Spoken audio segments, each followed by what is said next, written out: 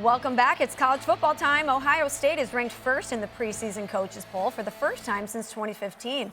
Another Big Ten team was ranked second in Oregon, and a pair of SEC schools third and fourth in Georgia and Texas. Rounding out the top five is Notre Dame, but right outside the top five is Alabama, a foreign place for them to be. Nick Saban and Kalen DeBoer took notice of Alabama's lower than normal ranking and think it actually could be a positive for the team. Let's take a listen.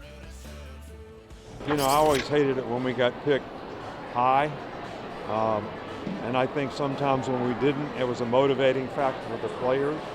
Hopefully we can sneak up on some people this year and fly under the radar a little bit and surprise some people and not be the target for everyone like we have been in the past, and that might be beneficial to the team having more success. I'm certainly hopeful that that's what happens. Kalen, this team isn't picked to finish as high as maybe what this program is used to. You think the guys pay attention to that? And then over the past day or so, have you felt a sense of motivation to prove people wrong?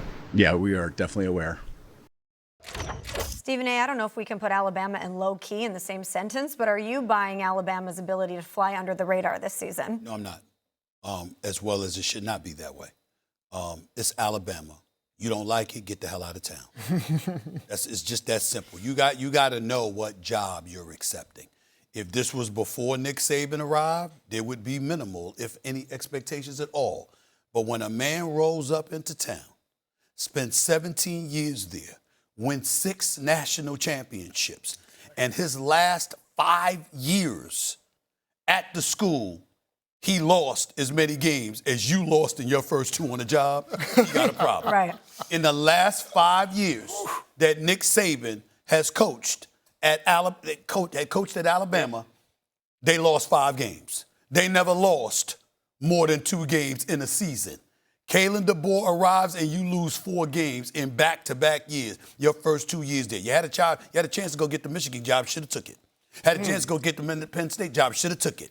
Guess what? You at Alabama. Get the hell over it. It's just that simple. And I've been very, very critical of this man because of that reason. And here's the reason why. I want to make sure that I preface my comments, especially to somebody as wise about football as you and obviously as brilliant at football as you. I want to be very, very clear about where I stand.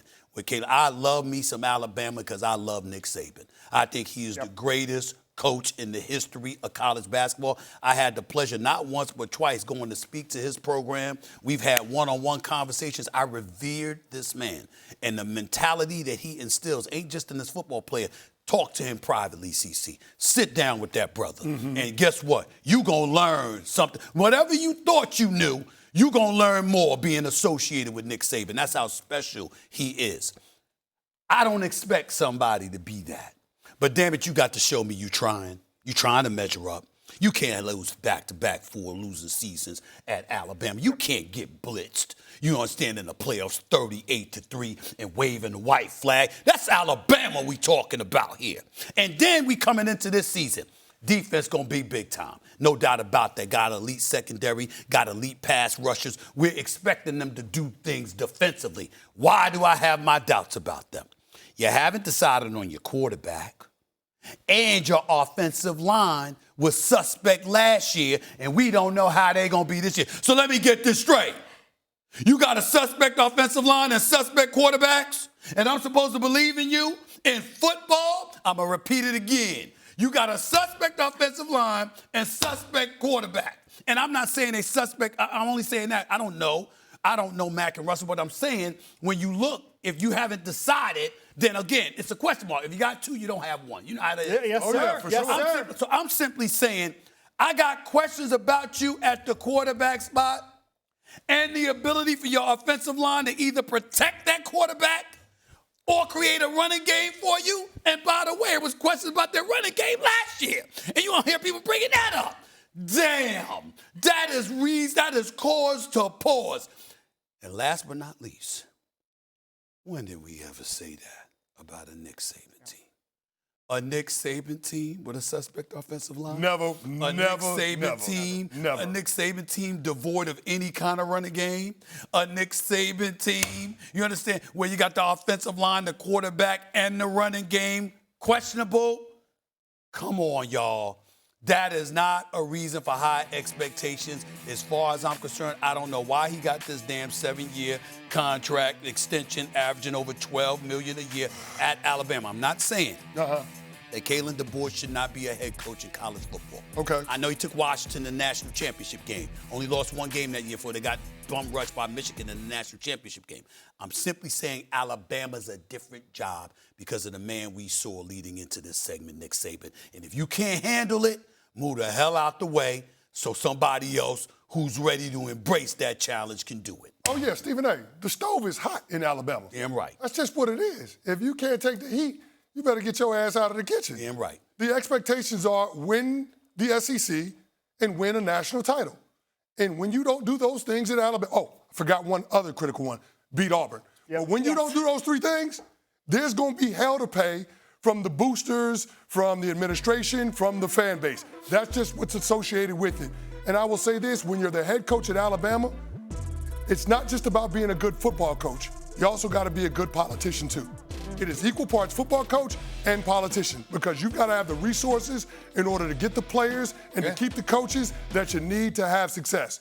And Kalen DeBoer has had success as a college coach at every level he's been on and at every program he's been at, except for Alabama when you consider the standard that Nick Saban established. So I get what Nick Saban is trying to do in terms of cushioning the blow for Kalen DeBoer, but the standard is the standard at Alabama. They ain't sneaking up on anybody. They're like the Dallas Cowboys. They're like the New York Yankees. Even in down years, everybody circles them on the calendar because you get up to play that team. You get up to play that brand. That is Alabama. Yep. And I will say this, Kalen DeBoer better be very, very careful this year. You better find a way. Better find a way. And so he better land this quarterback decision between Keelan Russell and Austin Mack because it could very well be the most consequential decision he makes in his tenure as Alabama head coach. Absolutely. To quote Nick Saban, everybody wants to be the beast. No one wants to do what the beast does, okay? You got to do the process to get there. And for me, when I'm hearing this quote, nobody handled high expectations better than Nick Saban's Alabama team. They would be ranked number one, then guess what they would do? Live up to them, steamroll everybody.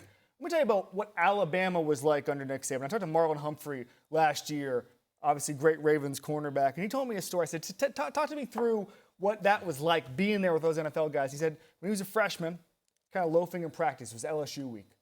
Veteran comes up to him and says, hey, you better pick it up or else some of the guys said they're going to handle it. He goes, handle it? Yeah. What do you mean? And he goes, handle it. And he goes, am I about to get beat up by my own teammates because I'm going a little slow? Yeah. And he said, yeah, that's how it is. Yeah. That is Nick Saban's Alabama. That is not Kalen DeBoer's Alabama. Now, things have changed. The transfer portal has made getting beat up by your own teammates less of a possibility because you can just leave a little bit. Well, maybe whether that's a good or a bad thing, I'll leave up for debate. NIL has changed it. But talent is not enough anymore, okay? There's a thing called blue chip ratio, which basically means you had to, before the last few years, have to have 50% of your team be 4- and 5-star recruits, okay? Indiana's blue chip ratio was about 4%. They didn't have the top recruits.